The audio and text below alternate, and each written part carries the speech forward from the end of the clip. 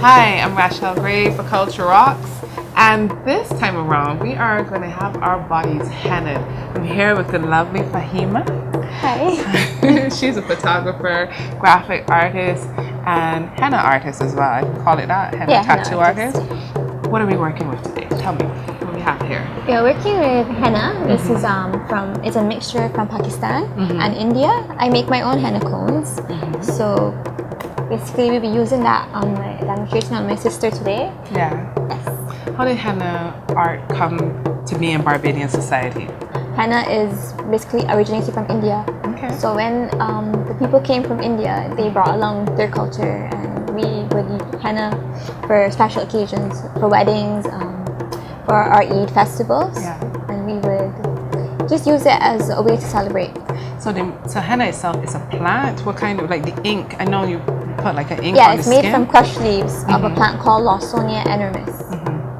And you mix the powder mixture with essential oils and lemon juice, or sometimes people use tea.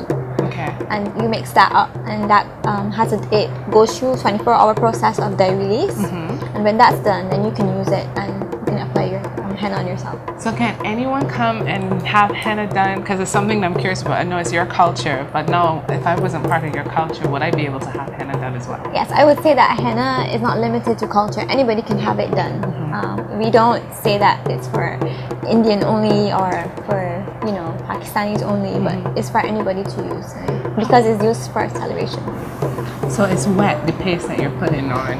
What's the process once you finish applying the design? Like, is it supposed to stay wet, or will it go dry? What happens next? The paste dries up in the end, and it sometimes start to crumble. But the more moist your henna is, the better it is for dye release. And you need to leave it on for at least 4 to 5 hours to get a rich stain. Okay. And that's really what you're doing. You're just staining the skin. You're not like with a tattoo where it's all permanent. Yeah. You're just putting a stain on top of the skin. On the outer layer of the skin.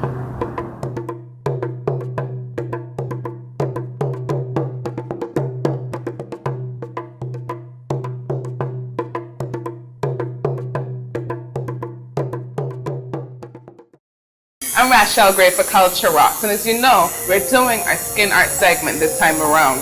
First up, I got henna over by Fahima, and this time now I'm at Tattoo City with Shaw. So come inside with me and let's check out the permanent art of tattooing. And I got my hunger back on this stage. I'ma leave my soul on this stage. I'ma leave my shit for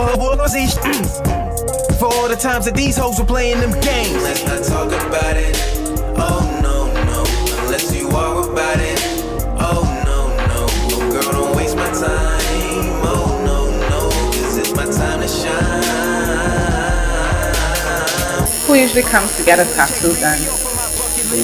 Yeah, what kind of person gets a tattoo? Generation always growing. Population always growing. Like all sorts of people try to come, even on the age, but they can't. Usually, you got to fill out a form, a consent form, before you get any tattoo done.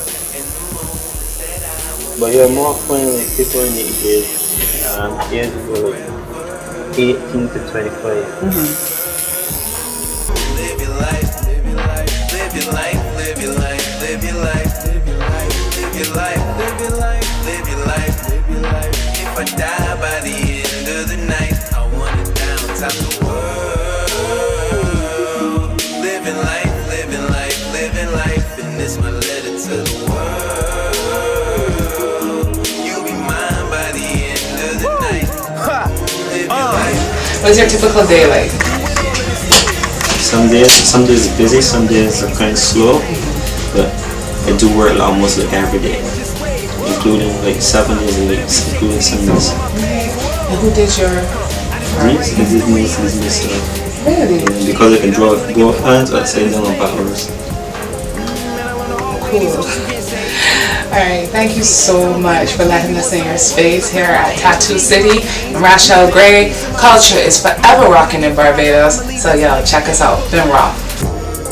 For the faces that I won't remember, and the moments that I won't forget. You just hit me, I won't. So we're here with Caleb Straker, who is the resident tattoo artist and piercer at W Salons here in Bridge Street Mall. And today he's going to demonstrate for us how to do a navel piercing.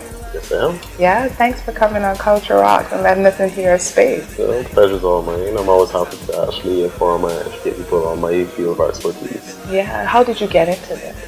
Well, I've always had an affinity for it from a very young age. As I got older and I got more exposure to it, I actually made friends with a guy who was accredited and esteemed for his prestige in doing it, and then he offered to teach me, and I sucked it all in like a vessel, waiting and eager to learn. Wonderful. Yeah. What's some of your most popular piercing areas? In Barbados versus other places that I would have seen piercings being done, down here we stick to mostly the mainstream type, which will be just a standard tongue, navel piercing. A lot of people get their tragus done, which is the little triangular piece like what you have done. Right. Outside of that, find out a couple years back, like about 5 years to 8 years ago, when I was in this fresh, we had more people doing eyebrows and lips, but now it's just changed to like the horizontal tongue piercing, like the venom piercing or snake eyes. Women, obviously it's a little discomforting for some women coming to a man to have a genital piercing, but you find women more comfortable and open-minded towards it now. So you'll get a lot more girls getting that done of various ages. Okay. Yeah, I've had from 18 to 56 have it done. 56-year-old JJ is getting pierced. Yes. Alrighty. God bless my job. Piercings were not popular in Barbados prior to, what would you say? Well, I started when I was 20 and I'm 29 now. Right. And that covers the better 9/10 of a decade. And at the time when I first started up, I found that people were a little more uncomfortable seeing someone who had a piercing that was unusual to what they standardly would see. So even back then, having an eyebrow piercing, someone would look at you with an eyebrow piercing and think that's weird, but no, that's just common as breathing itself. Yeah. I had my septum done for about the last 7 years. Septum is. The set of my nasal passage. And when I had that done years ago, it was like everyone would stop me on the road and they will have a little discrimination for me or make a little sport like, wait, you think you're a cow or something like that. And then I would explain to them, well, did you know that people actually had the piercing before they gave people cows? Yeah, it's older than that. So they were like, oh, but you just look weird with it. And then now Rihanna had a fake one in and now everyone comes in. Like, we actually make our bread and butter off of people coming in and getting it done now.